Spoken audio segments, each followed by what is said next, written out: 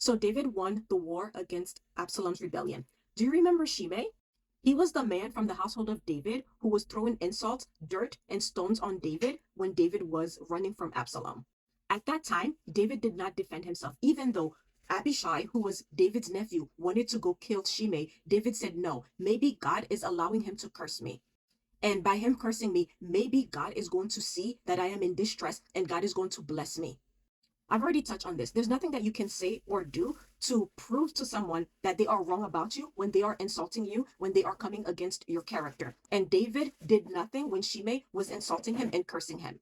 And so now that David won, Shimei is the very one who came back to David and he humbled himself before David and he asked David for forgiveness. Because in his mind, David has returned to power. And so now he's thinking that his head will probably be on the chopping block.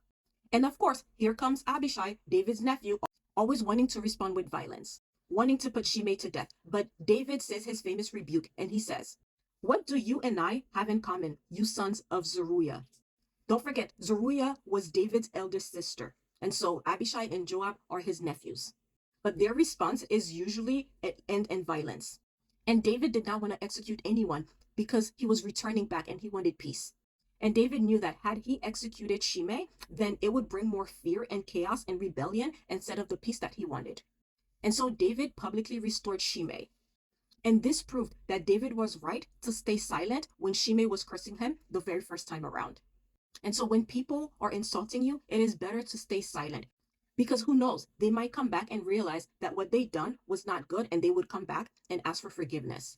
And a lesson here when it comes to Abishai is to stop listening to people who always want their lick back. People who always want to go an eye for an eye.